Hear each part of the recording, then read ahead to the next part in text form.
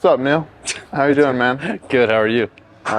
Basically, I think we just start with kind of wherever you want to start, but just kind of wherever you want to start telling kind of your story or just at least a little bit part of it. Yeah. Gosh. So I've been playing since 2007. Was drafted out of high school. Supplemental first round. Yep. Which I don't even know if that's a thing anymore. It's not, but But yeah. So I was like the Rangers' 5th pick of the first round that year. yep. But yeah, been playing ever since. Was with the Rangers for six years, '08 through 2013. Traded to the Cubs, debuted 2014 with them, and then have kind of been all around since then. After that, kind of everywhere, right? Yeah. I was on that designation train for a while, which is frustrating. Yeah. But I mean, I've accumulated about 4.5 years of big league time over the years. So all in all, this will be my 15th pro season. Oh yeah. Tell us a little bit, if you could, just kind of about your debut, basically kind of just how it all went down or what led up to it or whatever that looks like. Yeah, so I was in spring with the Cubs that year and had transitioned from starting to the bullpen. I had been a starter my whole life in the minor leagues, everything, coming up that way. And the Cubs were like, hey, we see a role for you here in the bullpen kind of right away, because they didn't have much in the bullpen at the time. And so I didn't really want to do it, but I had also been in the minor leagues at that point for like 6 years. And so in my head, I said, hey, if I can go up here and get there doing this, then I'll do it and hopefully transition back into the starting role. So I had a really good spring out of the bullpen. First time doing it, kind of embraced like the whole I'm coming at you, with my best stuff mentality. Whereas a starter, you're kind of, you got those 6-7 innings and you're trying to kind of conserve a little bit, but just make sure you can last, So, I mean, went in hard at it and did well. And so started the year in AAA that year, was there for 2 weeks. And from spring training to the start of the season, like my first 5 appearances in AAA, I was awful. So it's like, holy crap, what just happened, Yeah. And so anyways, was not expecting to get called up. I guess a guy had gotten hurt.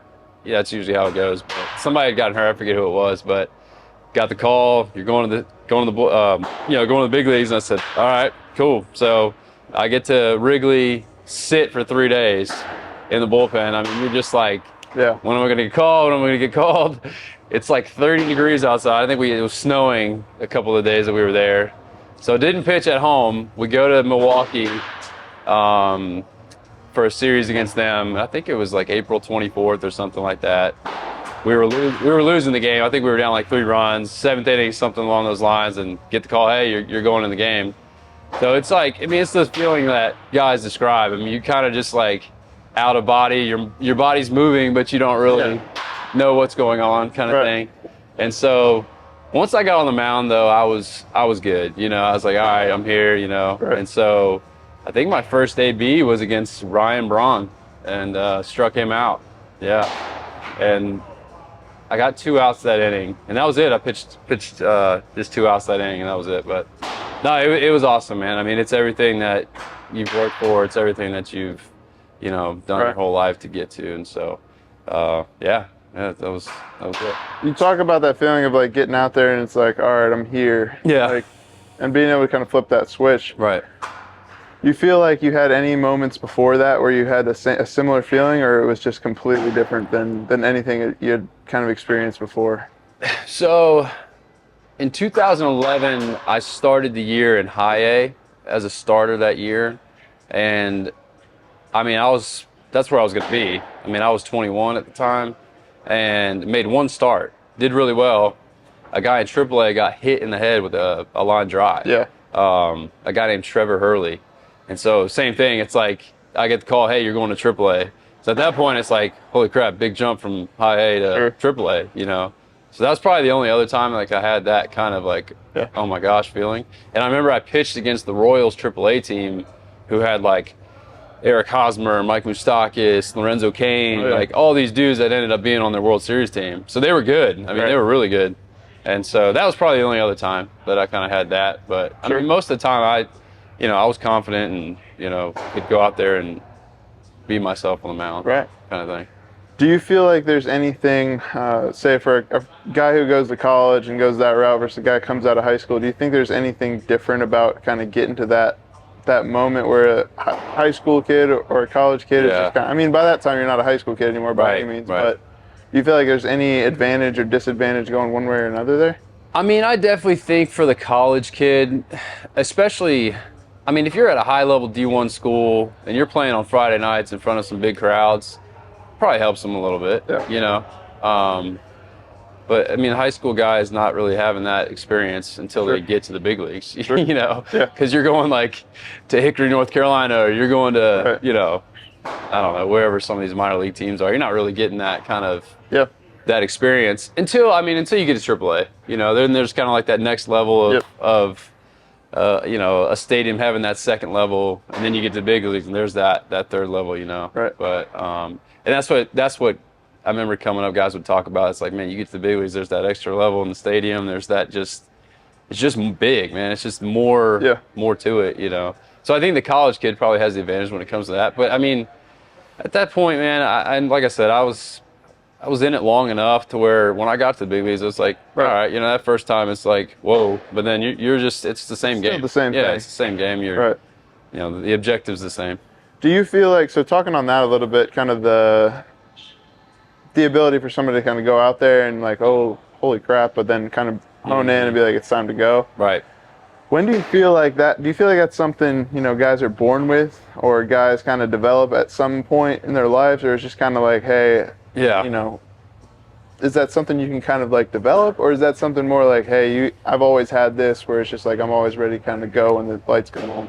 Yeah, it's hard to say, man. I think there might be some of that where it's a guy's just kind of naturally born a little bit more, not born, but they kind of have the ability to kind of not let that get to them, maybe, so to speak. Maybe it's how they're raised or just kind of the experience they've had growing up. But I think, I just think the preparation and kind of what you're willing to put yourself through to get there makes it easier when you do get there, you know? Because, I mean, I knew I worked really hard to get there, and I wasn't going to let that take away from the work that I'd done, kind of thing. And then just putting yourselves in situations where you have to overcome some adversity, you know? It's like that makes it, I feel like, easier when you get to that level to be able to handle it, you know?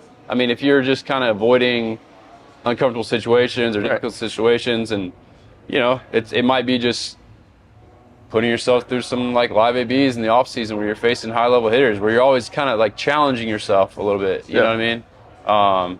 So I mean, I might be off topic a little bit, but I think that's kind of along those lines. You know what I mean? Sure. Can you pinpoint like the first time once you made it to the big leagues where you felt you dealt with like some big time adversity? Yeah. So was it more performance stuff or more injury related, or kind of what did that look like? Yeah. So my story, I mean, I've dealt with some shoulder stuff for a long time. You know, I mean, I can remember my first year getting drafted, go to instructs, don't really play a whole lot that year. You know, you come into spring training, I went to extended spring training, then I went to short season, which was Spokane, Washington. And you go from being a high school kid pitching once every 7 days to now pitching once every 5 days. And that workload in between starts is a lot more than what I had been used to. So I just think, you know, back then, man, there was no tread, there was no drive line. There was places for guys to train and stuff, but it just wasn't the way it is now. So I think coming out of high school, I definitely was not as strong as I should have been. You know, probably didn't move as well and was not aware of those kind of things as much. And so I think once I got into pro ball and that workload increased on me, like I instantly kind of started feeling some stuff back here, you know? And so I dealt with some of that. 08, 2011 was good for a while. Then 2015, that's probably 2015 when I was going into spring training for the first time ever, kind of having a spot. I did really well my rookie year, 2014. And then before that, I had always been coming in spring training. I was fighting for a job, you know? And so didn't really know how to handle that because it was different for me, because it was just like, I always felt like I had to be ready day one. Like if I wasn't ready to just go at it day one, it was just like, all right, what's going on here? And so everybody was kind of telling me like, hey, dude, you got time. And so I came into that year and my velo was down a little bit in spring training. So in my head, I'm like panicking, you know, it's like, dude, you're supposed to be like the 8th inning guy this year. Right. You're pumping mid 90s, you know, with the hard slider, getting guys out the year before, like what's going on? And so I think started pressing a little bit like we all can do. Right. Start creating some bad habits. And so that year, starting the year, I had a really bad outing. I think we were in Colorado or something like that. Shoulder was killing me. I was trying my best to fight through it, and but it just wasn't the same. You know, like Right. something wasn't right, and so ended up going on DL. Stayed on it for pretty much all year, trying to get the shoulder healthy. But that was probably the first time that I had some like real adversity at that level. You know, Sure. I mean, there's times in minor leagues where you go through, you know, stretches of time where you're not pitching well, but that was the first time it's like everything's magnified at the big league level. You know, you're reading all the articles like, you know, this guy had a great rookie year. He's coming in. He's ready to be the guy. Sure. And it's like all of a sudden, Yeah. you know. What was that like as far as like, because guys now with social media, like I bet they have. Yeah. I bet they almost have to stay off it. Right. It wasn't as much like that, but was it No. more like, hey, if you check out this website or check out this newspaper, like, what Yeah. was it kind of looking like there? I mean, Yeah. obviously they sell the internet, like, I'm not Right. Right. I mean, the '90s, but Twitter was a thing, obviously. Like all these things were around, but it just wasn't as you know, Right. prominent, you know, as it is now. You Sure. know. But anyways, you still have like all the beat writers. You have all the local stuff. You know what I mean? Yeah. And so, I mean, I probably didn't do a good job of staying away from that. Yeah. You know, because that definitely has pressure. I mean, Right. it's no doubt that it does. And there's enough pressure, anyways, to go out there and perform at the highest level and Right. you know, get guys out. So it's like, why add that to it? But I mean, I think some of that kind of is in there. Yeah. Where you start reading some of those articles. Oh, you yeah. start, you know, almost.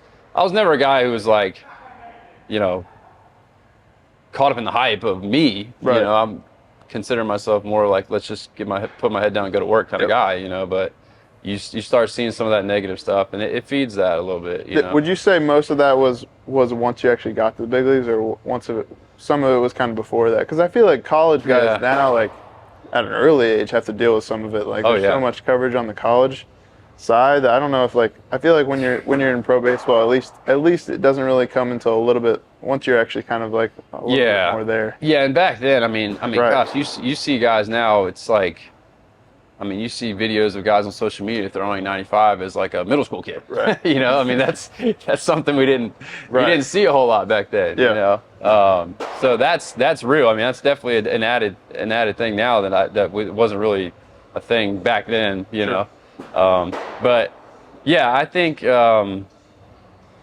definitely college kids nowadays have to deal with that kind of stuff, and I don't know, man. Confidence, I guess, is something it's definitely been, when I look back at, you know, the bulk of my career, there's definitely times where there was lack of confidence, some self-doubt that would creep in. If I'm just being honest, you know, you look back and, I mean, I've been trying to fight back from this surgery now for 2 years, and you kind of look back at your career and you're like, golly, man, like, why couldn't I have been just that guy that was just, I'm coming at you the whole time, you know?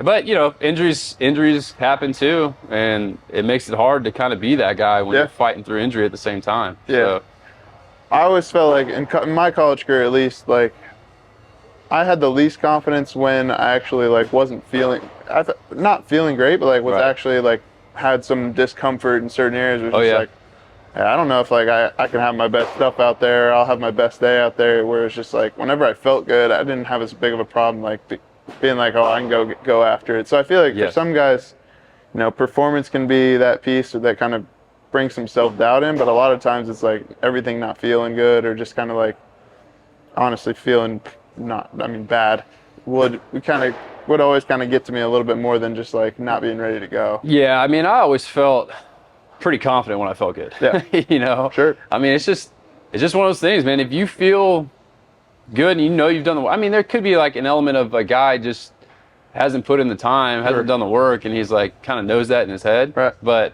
for the most part, I mean, you've been around long enough, man. You know, it's like if you feel good, that confidence is there. Oh, yeah. You know, it's just, you know, a couple weeks ago when we had the pro day, like I felt good that day, and it's like, all right, man, like I'm gonna have a good day. You know.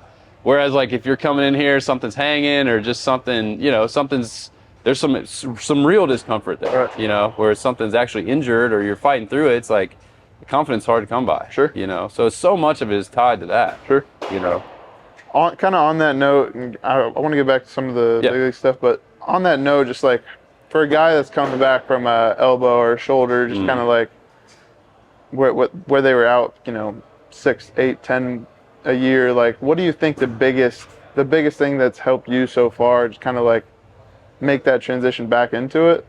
Do you feel like it was, you know, a mindset, or more of just like something, just knowing that you're putting in the time and kind of knowing that you're gonna have bad days, gonna have parts where it doesn't feel as good, right? Gonna have some doubts. Like, what would you say to kind of guys that are in the same place? Yeah. So, you know, going into 2021, 2020 happened. You know, the world kind of shut down for everybody. Yep. It's a tough year for me because I had kind of, like I said, been on that designation train.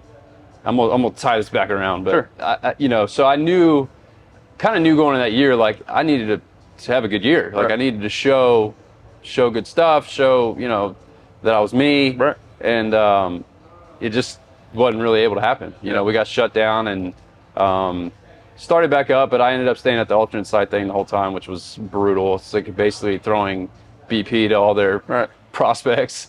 Yeah, I was with the Angels at the time. So anyways, I go into 2021 and had a hard time getting a job. I mean, there was not really anybody, you know, calling the agent.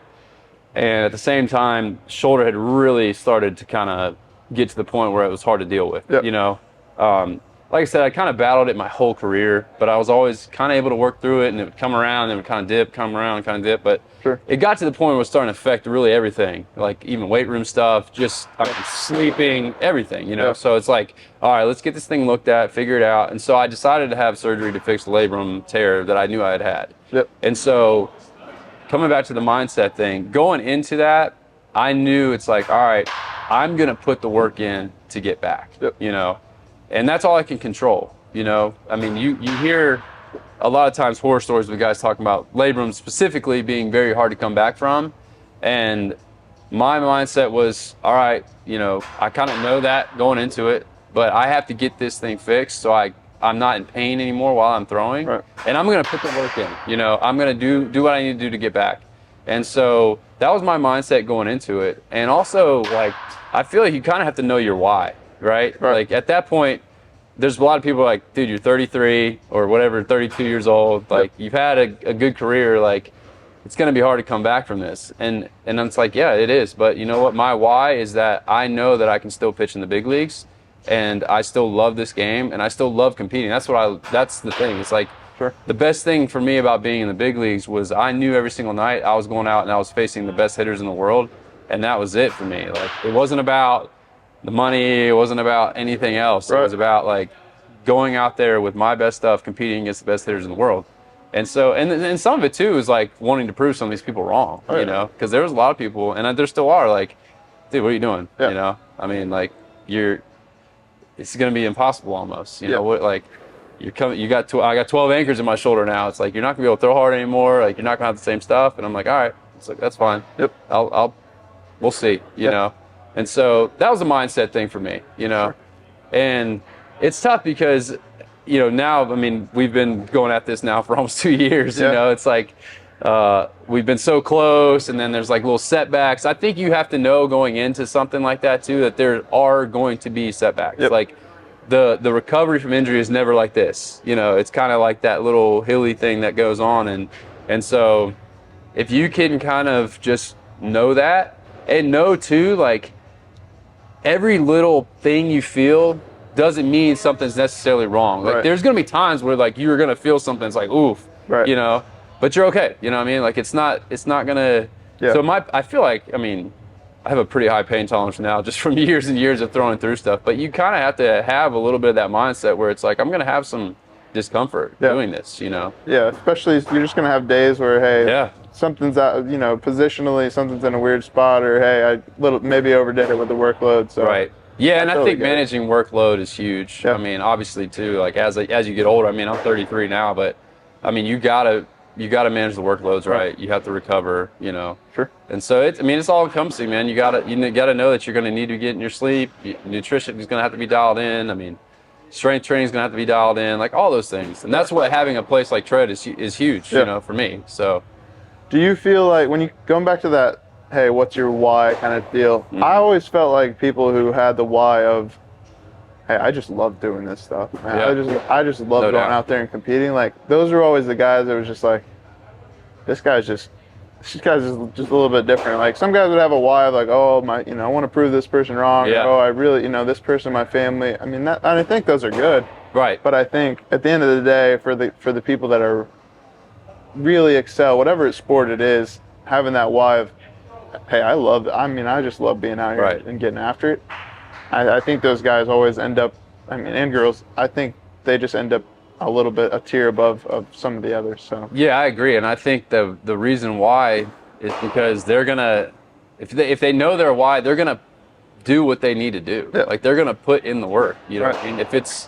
If it's holding an ISO lunge for 5 minutes, like Right. that person that's just kind of like, I'm kind of just doing this to Right. prove somebody wrong, which can be a part of it. I mean, it's part of my why, but it's not the main why. And so for them, it's like they'll probably tap out, you know. But for that person that's like, I love this, I want this, like, more than I want anything else, like, they're gonna do what they need to do to get Right. back. Kind of want to talk through a couple just moments or whatever. The Big Poppy walk. Just talk us through that situation a little Yeah, bit. I think that's my only highlight of anything on the internet. No, there's some other ones on. No, that was we were in Boston, obviously, and God, I don't remember the situation exactly, but we were winning the game. I think it was like the 7th inning or something like that. And I got called in. I don't think I started the inning. I think I came in to face a righty, and then Poppy was up, and then another righty. So it was 2 righties, you know. And so I think I got the first guy out, and then Poppy was up, and we had an open base. And so I think there was a guy on second and nobody on first, kind of thing. Yeah. And we were winning by a couple runs, so it's like, all right, I'm gonna try to make my best pitches here. Right. You know, like, not give him anything really to do damage on. Yeah. And so, I mean, I don't know the exact count, but I think it was like 2-0, maybe threw a strike, 2-1, then it got to 3-1. Right. And I mean, he knew the righty was on deck. Mike Napoli was up next, and so mid-pitch, I'm in my delivery. I think I break my hands to go to throw, and Poppy just see ya. He starts walking down the. He knew he wasn't getting anything. He knew 100% that he was not getting a pitch to hit in that moment. Right. So, and I mean, you know, I think it's Big Poppy, man. Yeah. Like, I think it's a pretty regular moment. It was just the fact that how early he left that box. He left early. I was like, man. He left so early. Just knew, huh? And it's funny because, like, you don't realize it in the moment, but then you go back and look at the video, and it's like, wow, dude, he was like 2 or 3 steps down the line. Yep. Like, he was out of there. He really was. 100% knew it was going to be a ball. So, yeah. Who would you say, just a couple of guys that you always not hated facing, but you knew when they got in the box it was going to be, mano-a-mano? Dude, I don't know if it's like a couple guys, but I feel like if you go look at my statistics against the Oakland A's, they are awful. They just had you? Like, even in the minor leagues, even their minor league teams. I remember being in Frisco and facing Midland, who was their AA team, and they were like not very good, but for whatever reason, every time I faced them, just did not perform well. I can't remember anybody really just like having my number. Yeah. It's just like the A's for some reason. Maybe Didn't they matter have what your team pitches. I faced them with. I remember being in Cleveland in 2018 and had been pitching really well. And Oakland comes into town. I've kind of like worked myself into like that 8th inning role. Yeah.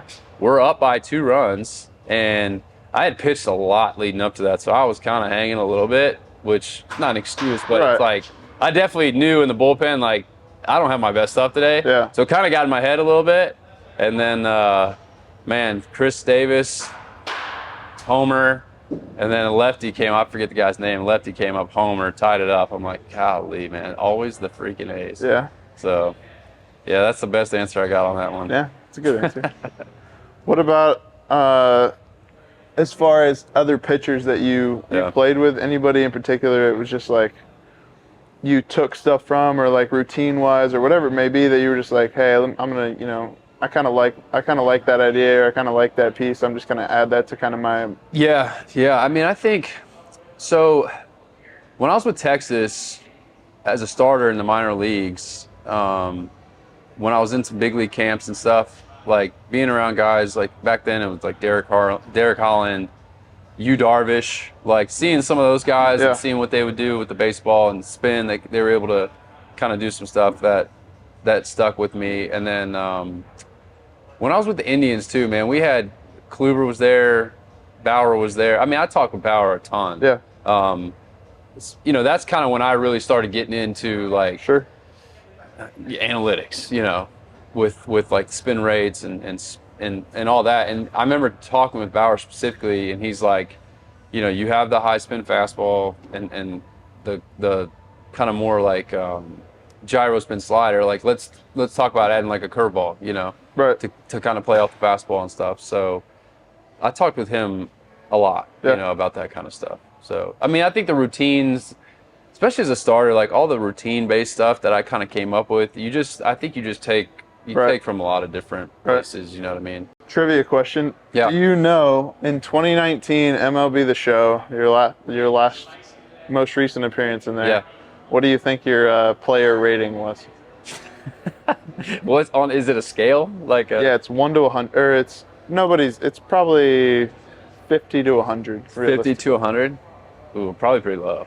It was a little low. I would say probably like 55. Maybe. No, I think it was 64. Okay. Yeah, close. Reasonable. Yeah, reasonable. I think but once you get not surprising at that point. Yeah, I mean, I feel like Tough year. anyone who's not like getting paid $300 million on there doesn't have that good of a rating. So. Yeah. I mean, I guess I'm happy with being on there. I'm not on there. So But I figured my rating would be pretty low at that point. I bet that's what I think in 2015 we couldn't find the rating from 2014, 2015, but it probably would have been a little higher. I think it would have been higher. Yeah. Yeah. I don't know. When did MLB the Show come out?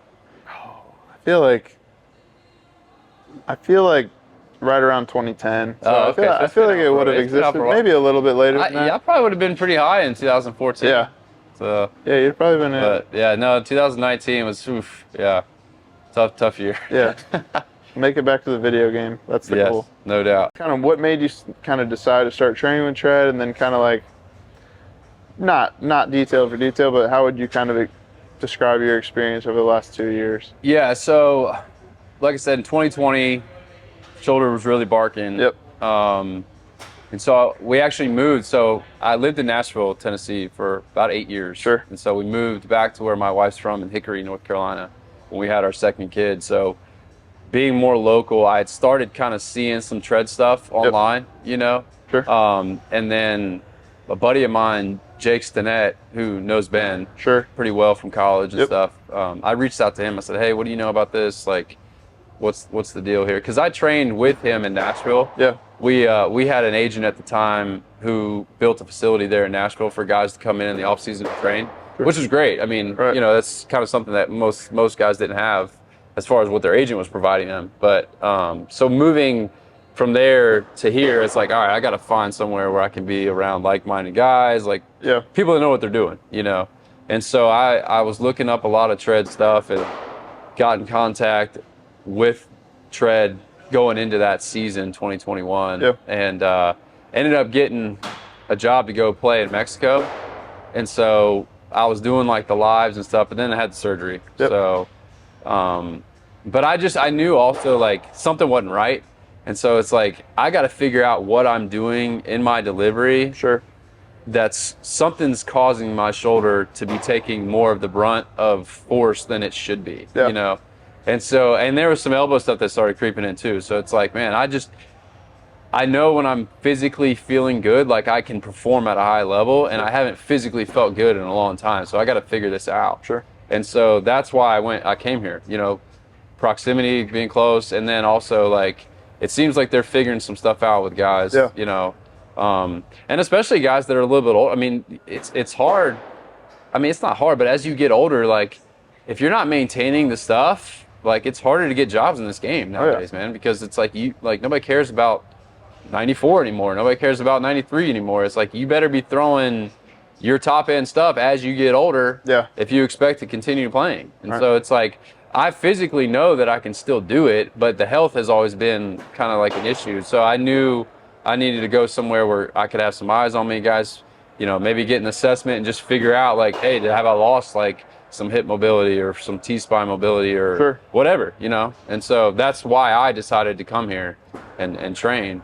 And so now, like, after coming off the surgery, that first year, I mean, we've been battling through this thing for a while, It's tough, man. I mean, that first year was tough. And so, I mean, there was glimpses last year where it's like, all right, back up to 94, we're close. And then, this creeps in. Right. So, but I knew this was a spot where I was going to get the best that I could get without being with a team. Right. You know what I mean? I mean, I didn't have the luxury of being with a team, having, all their trainers and all their guys rehabbing, So, and I was just like, man, I can't figure this out on my own. I need to be somewhere where these guys can help me figure this out. Yeah. So we can talk about that a little bit, like, hey, 95 today ain't what it used to be, or 92, 93 isn't what it used to be. When you were kind of coming up, was it like, hey, if you're 90, you're doing whatever you want? Or I mean, my experience was only like high school, and then I was right into pro ball. Right. I mean, dude, if you were throwing low 90s in high school, like you were instantly like one of the best arms in the country. You were getting looked at for a draft pick. Yeah, for sure, 100%. Like you were at least going to be a high level D1 kid. Right. I remember like, so it's funny how much the game has changed. I mean, it's so much different than I feel ancient now compared to like what's going on now. And you're not even that. I'm not, but it's amazing how much has changed in 15 years since I've been doing this. I mean, Perfect Game was like just kind of starting back then, and I remember going and doing some of those showcases, and I mean, I had no idea how hard I was throwing because I didn't have like a facility like this where I have a radar gun on every single throw. Right. Which I think is good and could be maybe bad. I don't know. Sure. Because I know I can get domed up for sure, where it's like, gosh, dude, 88, not good. Then you're like in your head thinking about that. But anyway, so I didn't have this. Like, we didn't have this growing up. And so, I mean, I had no idea how hard I was throwing. And so I go to like one Perfect Game showcase, and it's like you see all these radar guns in the background. It's like, oh, okay. And so then it's like posted online, like what you were throwing afterwards. Right. And it's like, oh, damn, dude, I'm throwing 92, sick, as like a sophomore or something like that, And then I came in the next year, and I remember the showcase. I think it was in Arkansas or something like that. This is so long ago now, but all the big names in the country there back then. It was like Matt Harvey, Rick Porcello, Bumgarner. Gosh, man, I don't know some of those names, but anyways, like it was the most ever at Perfect Game that were throwing 95. And so that was, I feel like that's kind of when the shift started happening. Not that specifically, but like around that time was when the shift started, like really focusing more on velo. Yeah. And not just so much like, well, the kid's either got it or he doesn't, you know what I mean? Right. It's kind of naturally there, which I think some of it is naturally there, but it's obviously proven that this can be developed now. Yeah.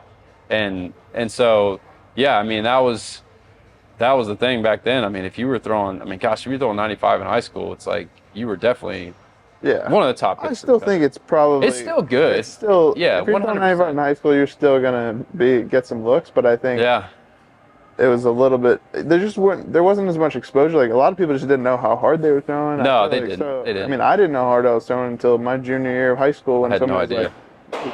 I threw it one field in high school with a radar gun on the scoreboard, and it was like, oh, okay. Like, I thought it was way slower than that. So well, you got TrackMan at every minor league stadium now. When did you first kind of start throwing? When did they kind of start having you guys throw on TrackMan? Like, do you remember the first time you threw on TrackMan and what that kind of like was like? Oh, yeah, I can tell if that's good or not.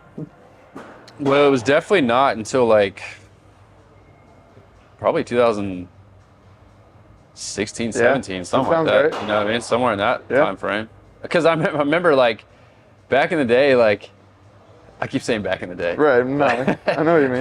Before you threw a fastball back in the day, and it's like, it had that life. They called it life. Right. You know what I mean? It's like there was no really way to, like, quantify it as much. Yep. And so now it's like, oh, he's got the ride component to his fastball, where it's like, and then you would see those guys that would throw like 100, but it would get just absolutely squared up. And it's like those guys are kind of throwing that dead zone fastball. And so now it's like, all right, instead of just throwing that dead zone fastball, let's introduce some sink and see, like, throw it just as hard, but now sink it, you know? So, I mean, that's a huge advantage nowadays for guys, 100%. I mean, I remember the first time I threw on TrackMan was actually at Tread in college. Really? In college, we had it, but we didn't really use it. Yeah. And I literally going from the, hey, I'm going to throw a breaking ball here, and someone saying, oh, that was a good one, versus throwing a breaking ball and looking at it and be like, oh, that was horrible. Like, but somebody else is telling you that's good. It's too. There's not actually any. Yeah. Well, I mean, it was the eye test back then. You know? I mean, the catcher was like, "Hey, yeah, that was good, man." Right. And you know, he could just be saying that just to say it. You know, is it really good? Is it not good? It's like, and so that's where it was definitely a huge advantage to see that. It's like, yeah, man, that's just not a good pitch. Yeah. You know, like I would rather have that feedback than somebody be like, "Yeah, dude, it's a great pitch." And so, I mean, I think it's tough, man, because you got to kind of be able to toe the line. I feel like once you get to like those higher levels to where it's like, you got to get hitters out, you know, but you got to have good stuff to get hitters out. So there's an element of like, yeah, I got to just go compete, but you definitely need this stuff to be able to hone the arsenal to be elite. You know, I mean, that's the goal, is to have an elite arsenal that's going to miss bats. I mean, today's game, missing bats is the key, man. Weak contact, missing bats. I mean, because everybody's just, I mean, hitters are trying to do damage. You know, I mean, they're trying to, and if you can stay out of those damage counts, if you can not give up the damage, because I mean, that's the thing that plagued me the last few years was like, overall, like numbers not bad, but it's the damage, man. It's the homers, it's the extra base hits. So you know, you got to figure out a way to stay out of those zones where hitters are going to do damage. Sure. And so you got to have good stuff. I mean, I like to consider myself kind of like the hybrid between like that old school, so to speak, and the new school, you know, because I feel like a lot of like the older generation kind of just like, not maybe as much anymore, but they were kind of like, that stuff's not for me, man. Like, I'm just going to go do what I've always done. Right. And some of that definitely works, you know, but I feel like kind of having the ability to do both of those things is an advantage, you know. I feel like guys that are already good, and they know they're good, then they see, hey, here's why they're good. Right. Sometimes they can just provide some added confidence, like, no doubt. Oh, not only do I think I'm good, like my stuff is hard to hit. Just like really by the numbers, it's good stuff. And I think being able to take, hey, I still have the mentality of going out there and getting going at somebody. It's a cage match, close the door one-on-one. No doubt. But also being able to go in with,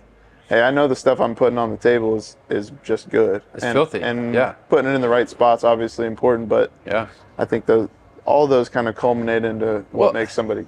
I mean, I think all the data shows like nasty stuff plays. Yep. I mean, gone are the days of like, oh, I'm just going to be like this finesse pitcher guy, which I mean, there are guys that do that, but they still have like elite movement, or they have an elite changeup, or they have an outlier, have something that's elite, but but oftentimes it just takes them longer to actually either get drafted or get picked up or get moved through the system. So I think that's kind of like what we were talking about with the 93 doesn't play anymore. Like 93 will play if you're like that super low arm angle but still rise it kind of guy, where guys just aren't seeing that, you know? So that's like the whole vertical approach thing. Or like you just have elite sink, or you have some kind of like outlier breaking pitch that you're throwing along with that 93.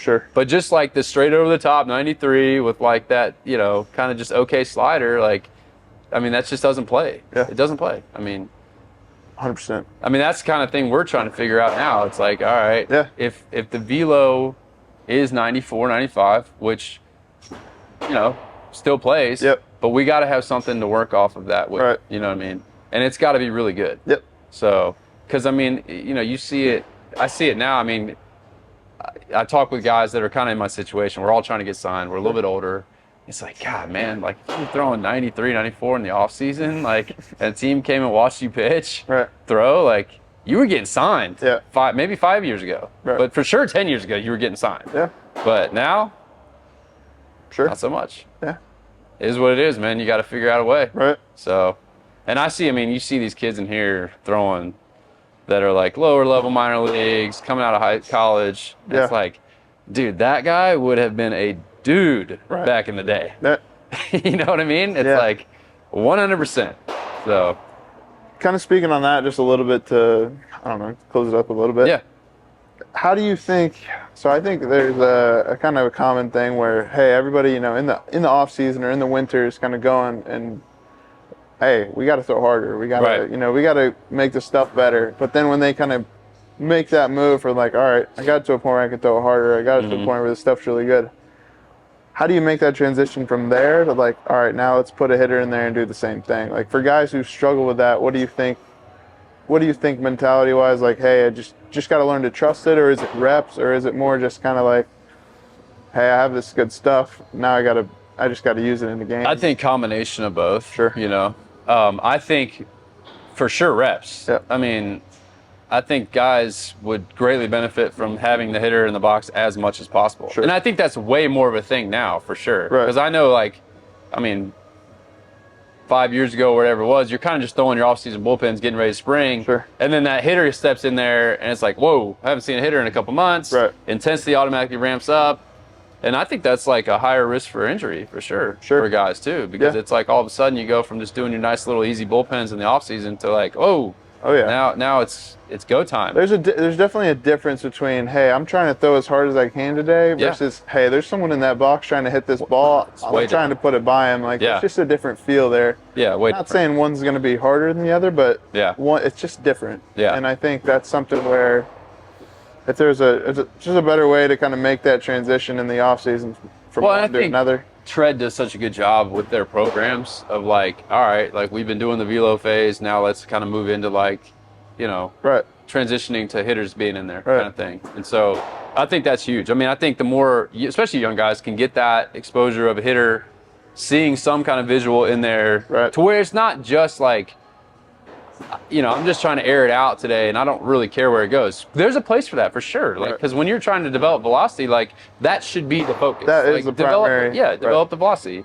And then now let's hone that in. And I think the only way to do that is just to get the reps in. Right. I mean, I'm definitely not an expert when it comes to like knowing how to do that, but I think that's the way to do it. Right. You know what I mean? Because I think that's maybe the one thing where guys that are kind of cut from the old cloth, like that pitchability, because I think the goal is stuff with location, right? Like it's not just stuff. I mean, because at the end of the day, hitters at the big league level, they still can recognize things a little bit better.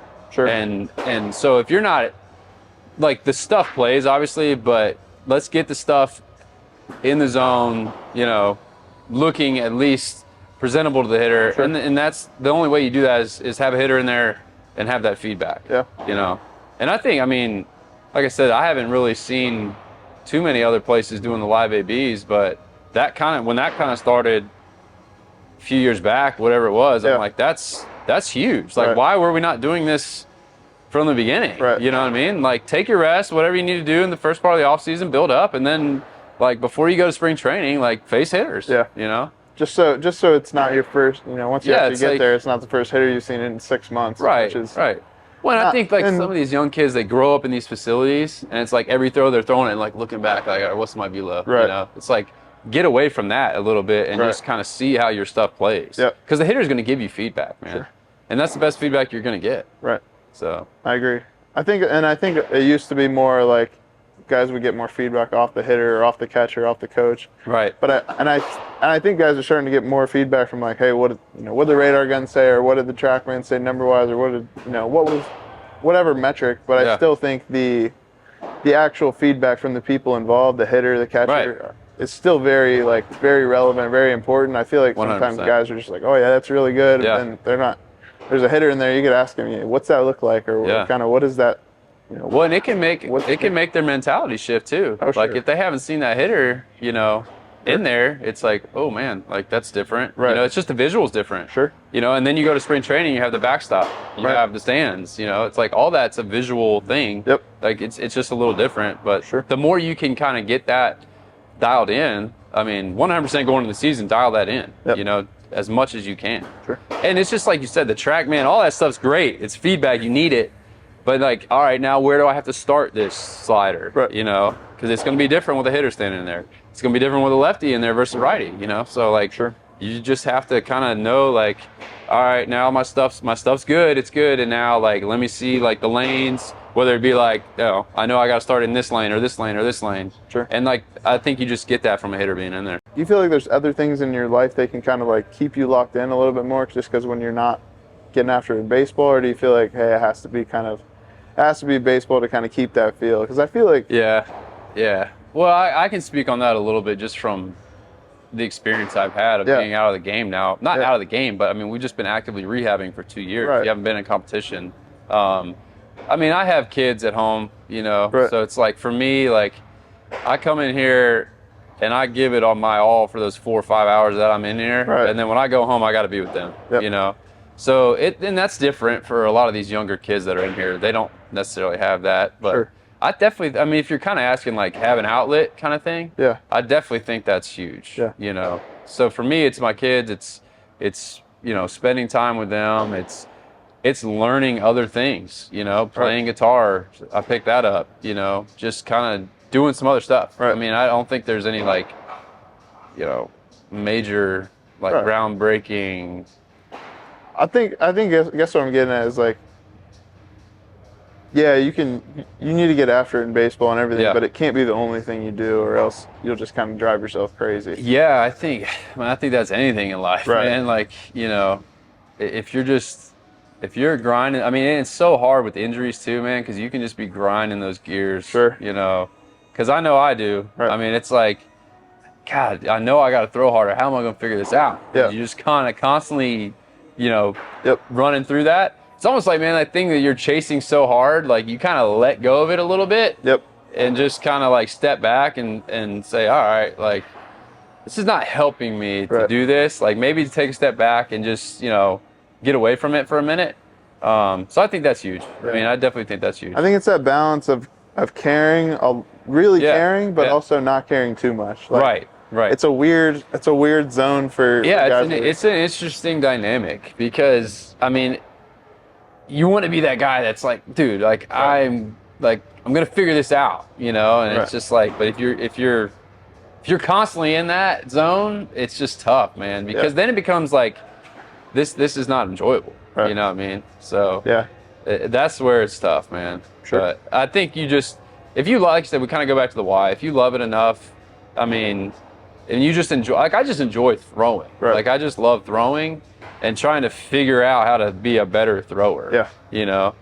So makes sense to me. Yeah. And I think just like, I don't know, even thinking back to school, like, they would say, if you look at something and actually just go away from it, sleep on it or whatever, come back to it the next day, you actually retain it and learn a little bit better. I think it's not the same, but not totally dissimilar to, no doubt, hey, I can't think about this all night. Like, I got to go just be with my family, be with my wife, or whatever, and then, hey, I'm going to come back to it, and maybe there'll be some additional clarity kind of when I do. So I think so too, man. I think you just gotta have some outlets, man. You gotta have ways to kind of get away from it. You know, challenge yourself in other ways. You know, I mean, and maybe, like, doing that, like, something happens where it's like, man, I'm gonna figure something out by not thinking so much about this all the time. You know, and I feel like that's probably something where these guys that, like, have been told they don't throw hard enough, you know, or they're coming out of college, maybe they weren't drafted, where it's like, you can just grind. I mean, I've seen it with guys in here, man. It's like, you can just see guys are just like, they're grinding, they're searching, man. They're searching. It's a tough place to be. It's a necessary place to be, though, because I mean, I think you grow from that. You know, I mean, everybody's kind of got to go through that to know how to deal with it a little bit. But I feel like you want to get to that point where you're certain. It's not bad to get to the point where you're searching, but then once you know that, hey, I don't know, like, being willing to ask people who can actually help you, or find someone who can actually help you, like, is huge. Just, I know from personal experience, just trying to do everything on your own is, you know, honorable idea, but it usually doesn't work out. It's tough, man. It's definitely tough. So cool. That's all I really got, man. I can't think of anything else. Hey, thanks for coming on, man. Thanks for having me. Hey, we'll see you later. What, is there anything specific I need to say, or is that good? Cool, man. Awesome. Anything else you wanted to say, or not really? No, okay, I'm good. You were directing that one, man. I mean, I tried, but you're the host. Good?